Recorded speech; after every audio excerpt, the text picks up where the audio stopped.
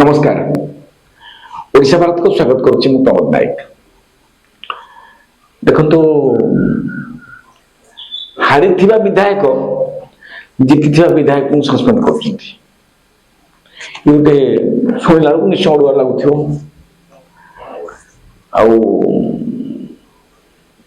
कथा कहीं कहली जे विजु जनता दल जो 6 जन विधायक 8 जन विधायक बर्तमान जो भाव में क्रॉस वोटिंग कले क्रॉस वोटिंग कलापर 6 जन बर्तमान आगु तो दी निलंबन कराई बर्तमान आउ जो 6 जन निलंबन कर सब आगे अच्छा बेसी ये हूँ कि आम प्रभात बैठी अच्छा तो विश्वाल पुओ भी पूर्वतन विधायक पुओ अच्छा सब जो अच्छा जो भाव में बर्तमान एक्शन निया केते दिन है देखो नवीन निवास पूरा जोरसोर आलोचना चलती कौन केमती सभ्य पद भी रद्द करा कि जाना दरकार सभ्य पद रद्द करने सांविधानिक विधि व्यवस्था थी आवश्यक कही किए कौट शुणी कौन ना सभ्य पद रद्द करा ये जो किए भक्तदास कहीदे आगे सभ्य पद रद्द करा सी देखार नवीन बाबू बर्तमान लगी पूरा आप्राण उद्यम कर झाड़ नाड़ हो सारे सभ्य पद रद्द करने सभ्य पद रद्द जो हम गोटे नियम अच्छी ना नहीं संविधान से गोटे नियम ना कौन ता मन मन करदे लोक प्रतिनिधि जिते सी साधारण लोक अलरेडी समर्थन से विधायक होती विभिन्न नियम रही संविधान से तेणुक नवीन बाबू लगी कौन जो सभ्य पद को रद्द करने सेपटे भक्त बाबू लगी सी 3 जन जी अच्छा सोफिया फिरदोस रमेश जेना आमर रही कि सी भागीरथी कमांग सभ्य पद को रद्द करने सी कौटे आम जो शरत यादव गोटे कौन ये सभ्य पद रद्द होता से बेसिस करेंगे लगी किंतु विजु जनता दल को आम आसवा विजु जनता दल पर कांग्रेस तो तार सभ्य पद रद्द करेंगे कि रमेश जेना बर्तमान जो रमेश जेना जो उल्टा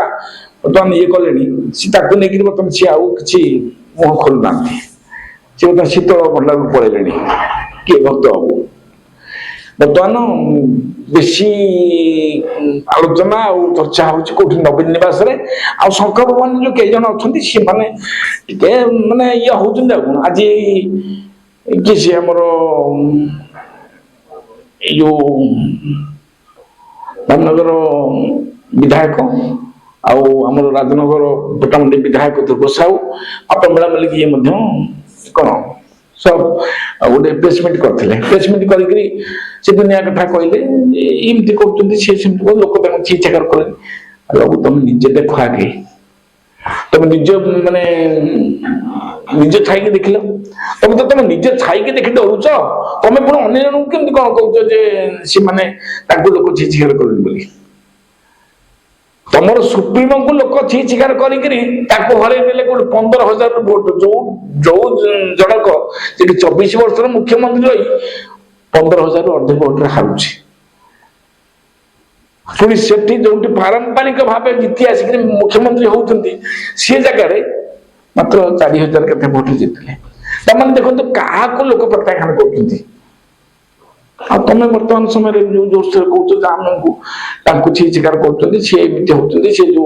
केवल गोटे कहानी गपुच बिजु लिगासी ये लिगासी नवीन पट्टनायक बापा को केते दूर ये करती सम्मान दिखती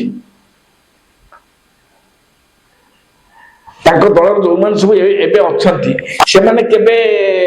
जो मन को पठे राज्यसभा को पठे लोकसभा को पठे से दाबी कर विजु पट्टनायक भारत रत्न दि जाऊ तेंदुलकर क्रिकेट बाड़ाऊँ भारत रत्न दिगला ବିଜୁ ପଟ୍ଟନାୟକ ଯିଏକି ମାନେ ଗୋଟେ ଓଡ଼ିଶାର ବର ପୁତ୍ର,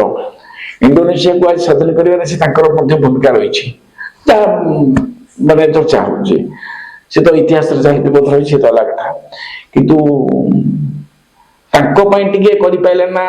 ଭାରତ ରତ୍ନ ଭାଇ ଇଏ କରିପାରିଲେ ନା। ଆମେ ବିଜୁ ବାବୁଙ୍କ ନାଁ ଦଳ କରି ବର୍ତ୍ତମାନ ଦେଖନ୍ତୁ ବିଜୁ ବାବୁଙ୍କୁ ଯିଏ ପ୍ରକୃତରେ ମାନେ ତାଙ୍କର ଯୋଉ ଯେତେବେଳେ ଅସୁସ୍ଥ ଥିଲେ ତାଙ୍କର ସେବା ଶୁଶ୍ରୂଷା କିଏ କରୁଥିଲା? ବିଜେଡିର ଯୋଉ ନେତାମାନେ ଅଛନ୍ତି, ଯୋଉ ନେତାମାନେ ବର୍ତ୍ତମାନ ଟିକେ ଜୋରସୋରେ ମୁଁ କହିବି ନା କାହିଁକି ନା ଟିକେ କହିବାଟା ଟିକେ ଅସୁନ୍ଦର ହବ, ଯୋଉ ଲୋକମାନେ ବର୍ତ୍ତମାନ ବେଶୀ କରୁଛି 8ଟି ଭୋଟ ବର୍ତ୍ତମାନ ପଳେଇଲା କ୍ରସ୍ ଭୋଟିଂ ହେଇଗଲା, ତାଙ୍କ ବିରୁଦ୍ଧ ଯୋଉଭଳିଆ ଗପୁଛନ୍ତି ସେମାନେ ଜାଣିବା କଥା ବିଜୁ ବାବୁଙ୍କ ପାଇଁ କୋଉମାନେ ଅଲରେଡି ତାଙ୍କ ନିଜକୁ ମାନେ ସମ୍ପୂର୍ଣ୍ଣ ସମୟଟାକୁ ଦେଇ ଦେଇଥିଲେ, ତାଙ୍କ ବିରୁଦ୍ଧରେ ଆଜି ତାଙ୍କ ପୁଅ ଠିଆ ହେଲେ। ବାପାର ଯିଏ ମାନେ ଶବକୁ ଆଣି ଶବ ସତ୍କାର କରି ବାପାର ଯୋଉ ସେବା ଶୁଶ୍ରୂଷା ଯାହା ସବୁ କଲେ ଯୋଉ ଲୋକଟି କରୁଥିଲା ତା ବିରୁଦ୍ଧରେ ତାଙ୍କ ପୁଅ ଯାଉଛି। ଦର୍ଶକ ବନ୍ଧୁ ଏଠୁ ଜାଣିପାରୁଥିବେ ଯେ ପ୍ରକୃତରେ ଇଏ ନବୀନ ବାବୁ କୋଉ ଭଳି ଲୋକ। ସିଏ ଯଦି କହିବି ଗୋଟେ ସରପଞ୍ଚ ପାଇଁ ଯେତିକି ଭୋଟ ଆବଶ୍ୟକ ସେତିକି ଭୋଟ ସିଏ ନିଜେ ଯାଇକିରି କାହାକୁ କହିକିରି କରିପାରିନାହାନ୍ତି। ବିଜେଡି କେବଳ ବିଜୁ ପଟ୍ଟନାୟକଙ୍କ ପାଇଁ, ବିଜୁ ଜନତା ଦଳ ବଟ୍ ନବୀନ ପଟ୍ଟନାୟକ, କିନ୍ତୁ ସିଏ ଆଜି କ୍ରସ୍ ଭୋଟିଂ ହେଇଯିବ ତାଙ୍କ ପାଇଁ ଯୋଉଭଳି ଭାବରେ ତାଙ୍କ ସର୍ଭେ ପତ୍ର ରଦ୍ଦ କରିବେ, ଏମିତି ମାନେ ବହୁତ କିଛି ତାଙ୍କ ମଧ୍ୟରେ ଚାଲିଛି ଆଲୋଚନା। ପୁଣି ଆସି ଯୋଉ ଆମର ଯୋଉ କମିଟି ସେ ଯୋଉ ଅଛନ୍ତି ସେ ନିଲମ୍ବନ କଲେ, ସେ ପୁଣି ବର୍ତ୍ତମାନ ସମସ୍ତେ ହାରି ଯାଇଛନ୍ତି। ବନ୍ଧୁ ଦେଖନ୍ତୁ ବିଜେଡି ଧୀରେ ଧୀରେ କେତେ ନିମ୍ନ ସ୍ତରକୁ ଯାଉଛି, ଆଉ ସେ ନିମ୍ନ ସ୍ତରକୁ ନଉଛନ୍ତି କିଏ? କେବଳ ଏକୁଟିଆ ନବୀନ ପଟ୍ଟନାୟକ। ମୁଁ ସେଇ କଥା ଗତ ମାନେ ପରଦିନ ମୁଁ ସେ ବିଷୟରେ ବିଜେଡିରେ ଲେଲିନ ମହାନ୍ତି ସାମ୍ବାଦିକ ସମ୍মেଳନ କରିଥିଲେ। ମୁଁ ତାଙ୍କୁ ପ୍ରଶ୍ନ ପଚାରିଥିଲି, ବାବୁ ନବୀନ ପଟ୍ଟନାୟକ ଏକୁଟିଆ କୌଣସି ନିଷ୍ପତ୍ତି ନେବା ତାଙ୍କର ଆଉ ନାହିଁ। ସଭାପତି ଗୋଟେ ହେଇଯାଇଛନ୍ତି, କିନ୍ତୁ ସଭାପତି ହବା ମାନେ ଇଏ ନୁହଁ, କାରଣ ସେ ନିଜେ ଯେତେବେଳେ 15,000ରୁ ଅଧିକ ଭୋଟ ଅଛି ସେ ତାଙ୍କ ତରଫରୁ ସିଏ କହିବା କଥା ନାହିଁ ବାବୁ ମୁଁ ସଭାପତି ହେବି ନାହିଁ, କାରଣ ମୁଁ ଗୋଟେ 24 ବର୍ଷ ମୁଖ୍ୟମନ୍ତ୍ରୀ ଏତେ ଭୋଟରେ ବାହାରୁଛି, ମତେ ନିଜକୁ ନିଜେ ଗୋଟେ ଇଏ ଲାଗୁଛି ମୁଁ କିନ୍ତୁ ସେ ସଭାପତି ହେଇଯାଉଛନ୍ତି। କାରଣ ଦେଖନ୍ତୁ ମାନେ ଗୋଟେ ଚେୟାର ଇଏ ପାଇଁ କ୍ଷମତା ପାଇଁ ସେ କେତେ ଲୋଭୀ, ସେ ଗୋଟେ କ୍ଷମତା ଲୋଭୀ ଥିଲେ। ସିଏ କଣ ହଉଛି ନା ସିଏ ପୁଣି ନିଷ୍ପତ୍ତି ନେଇଯିବେ ସନ୍ତୁପ୍ତ ମିଶ୍ର ଆମର ରାଜ୍ୟସଭା ପ୍ରାର୍ଥୀ ହେବେ ଆଉ ଦତ୍ତେଶ୍ୱର ହୋତାଳ ରାଜ୍ୟସଭା ପ୍ରାର୍ଥୀ ହେବେ। ବିଧାୟକ ମାନଙ୍କୁ ଡାକିକିରି କରନା ବାବୁ ଏ ପ୍ରାର୍ଥୀ କରିବା କି ମତ ଆସିଥାନ୍ତା, ଆଉ ତମ ମନକୁ ମନ ହେଇଗଲା। ସେମାନଙ୍କର କଣ ମାନେ ଦଳ ପାଇଁ କିଛି ଅବଦାନ ଥିଲା? ପଚାରୁଛି ଦଳ ପାଇଁ କିଛି ଅବଦାନ ଥିଲା କି? ନବୀନ ବାବୁ ଏ କଥା ସ୍ପଷ୍ଟ କରିବେ କି ଗଣମାଧ୍ୟମରେ? କହିପାରିବେ ନା। ଯୋଉ ବିଧାୟକ ମାନେ ଆଜି ଏତେ ବଡ ଶଙ୍ଖ ଭବନରେ ବସିକିରି ତୁ ବିଧାନ କରୁଛନ୍ତି, ସେ କ୍ରସ୍ ଭୋଟିଂ ହେଇଗଲା, ସେ ହେଇଗଲା, ସେ ହେଇଗଲା। ନବୀନ ବାବୁ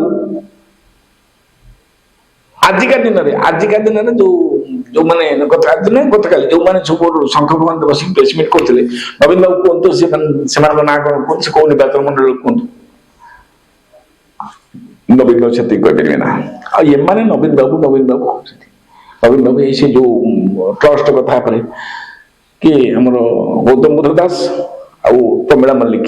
ଏମାନେ କଣ କଲେ? ତାଙ୍କର ଆତ୍ମସମ୍ମାନକୁ ସେ ବିଚ୍ ରାସ୍ତାରେ ନିଲାମ କରିଦେଲେ। ରାଜନୀତି ଏହାକୁ କୁହାଯାଏ ନା। ରାଜନୀତି ସମସ୍ତଙ୍କର ଇଏ ଭିତରେ ଆଲୋଚନା ଭିତରେ ମାନେ ସଂଗଠନଟାକୁ ସେଭଳି କିଛି କରାଯାଏ, ସମସ୍ତଙ୍କ ମତାମତ ନିଆଯାଏ, ନେଲା ପରେ ତାର ଗୋଟେ କିଛି ନିର୍ଯାସ ବାହାରେ, ତାକୁ ମାନେ ଯୋଉ ନିର୍ଯାସ ବାହାରେ ସେଟାକୁ ରାଜନୀତି କୁହାଯାଏ। ନବୀନ ପଟ୍ଟନାୟକ ବର୍ତ୍ତମାନ ଏକୁଟିଆ ନିଷ୍ପତ୍ତି ନେଇଯାଉଛନ୍ତି। ଆଉ ତମର ବୟସ ବର୍ତ୍ତମାନ ଯେତେ ହେଲାଣି ସେ କଥା, ତମେ ଅସୁସ୍ଥ, ତମେ କେମିତି କଣ ଏକୁଟିଆ ନେଇଯାଉଛ? ଆଉ ଏମାନେ ଯୋଉ ସବୁ ଅଛନ୍ତି ତାଙ୍କର ଆଉ ଯୋଉ ତାଙ୍କ ସବୁ ଅଛନ୍ତି ତାଙ୍କ କେବେ 10-12ଟି ନୁହଁ 5-6ଟି ମାନେ ଯୋଉ ଜିତିଥିବା ବିଧାୟକ ଆଉ ହାରିଥିବା ବିଧାୟକ ଯୋଉ 7-8 ଜଣ ଅଛନ୍ତି ହାରି ଯାଇଛନ୍ତି ତାଙ୍କର କଣ ଅଛି ସେ ତ ଗାଁ ସକାଳୁ ଉଠିଲେ ସେ ଗାଁ ପାନ ଦୋକାନରେ ଯାଇକି ସେଠି ସମସ୍ତେ ବସିକିରି ଇଏ କରୁଛନ୍ତି ତାକୁ ତାକୁ ବିଧାୟକ ବୋଲି କହୁନାହାନ୍ତି ସେମାନେ ପୁଣି ନିଷ୍ପତ୍ତି ନେଉଛନ୍ତି ଶୃଙ୍ଖଳା କମିଟିରେ ଯାହାକୁ ଯାହାକୁ ସବୁ ରଖା ହେଇଛି ସେ ଶୃଙ୍ଖଳା କମିଟିରେ ଯାହାକୁ ରଖା ହେଇଛି ସେଥିରୁ ହାରିଥିବା ବିଧାୟକ କେଇ ଜଣ ଆଉ ବର୍ତ୍ତମାନ ଜିତିଥିବା ବିଧାୟକ କେଇ ଜଣ ଅଛନ୍ତି ଶୃଙ୍ଖଳା କମିଟି ବର୍ତ୍ତମାନ ନିଷ୍ପତ୍ତି ନେଉଛି ତାଙ୍କୁ ସଭ୍ୟପଦ ରଦ୍ଦ କରିବ ବା ତାଙ୍କୁ ଇଏ କରିବ ଦେଖନ୍ତୁ ସେ ଗୋଟେ ଦଳ ତାକୁ ଧୀରେ ଧୀରେ କେତେ ତଳକୁ ନେଇଯାଉଛନ୍ତି ଆଉ ବର୍ତ୍ତମାନ ଯୋଉ ଗଲା 2-3 ଦିନ ତଳେ ଯୋଉ ପ୍ରତାପ ଜେନାଙ୍କୁ ଯାଇକି ଯୋଉ ମାଡ଼ ହେଲା ତାଙ୍କ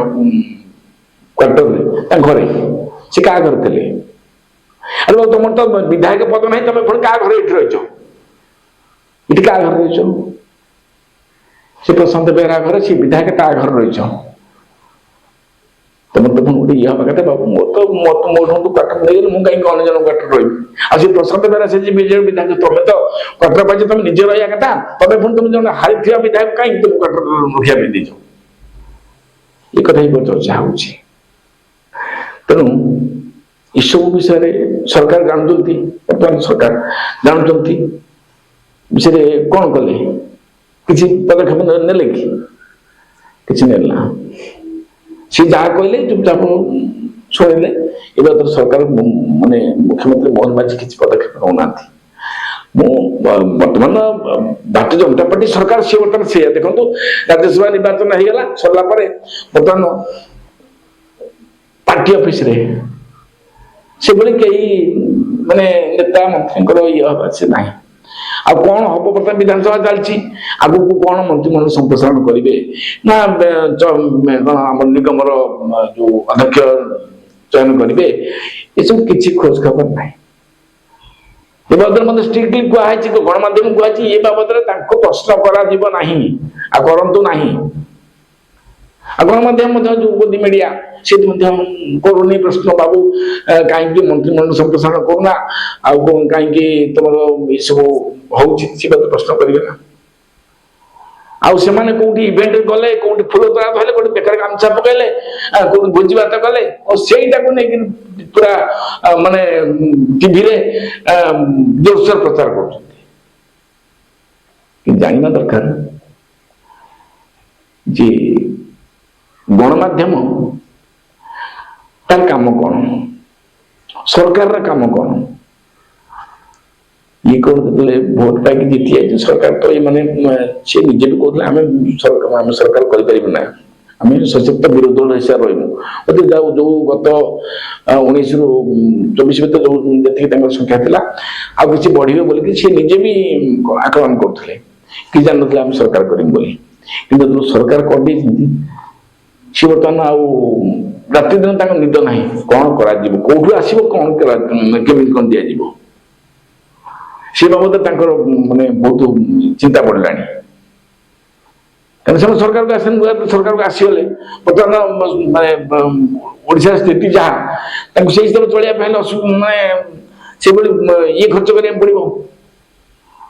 ଅର୍ଥ କୋଉଠୁ ଆସିବ ରାଜକୋଷ କେମିତି କଣ ପଇସା କୋଉଠୁ ରେଭିନ୍ୟୁ କୋଉଠୁ ଆସିବ ସେ ବିଷୟରେ ଜାଣିବା ଦରକାର ତା ବି ନାହିଁ ଚାଲନ୍ତୁ ସେ ବିଷୟରେ ତ ଆମେ ଅନ୍ୟ ସମୟ ଚର୍ଚ୍ଚା କରିବା କି ଏ ଯୋଉ 6 ଜଣ ବିଧାୟକଙ୍କୁ ଯୋଉଭଳି ଭାବରେ ସଭ୍ୟପଦ ରଦ୍ଦ ପାଇଁ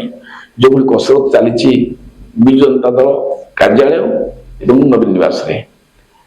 ଶେଷରେ ନବୀନ ପଟ୍ଟନାୟକ ନିଜେ କହିବେ ଯେ ଥାଉ ସେ ଯାହା ଯାଇଛନ୍ତି ଆଉ ମଧ୍ୟ ଯୋଉ 17-18 ଜଣ ପୁଣି ସେ ଦଳ ଛାଡ଼ିବେ ବୋଲି ଯୋଉ ସଜବାଜ ହଉଛନ୍ତି ସେ ଆସିଲା ପରେ ନବୀନ ଏକା ସବୁ ଯୋଉ ଟ୍ରଷ୍ଟ ଖଣ୍ଡେ କରିଛନ୍ତି ସମାଜ ସେବା ପାଇଁ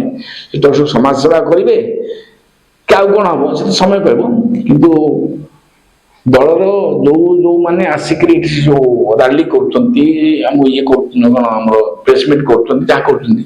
ମୁଁ ସେମାନଙ୍କୁ ପ୍ରଶ୍ନ କରୁଛି ସେମାନେ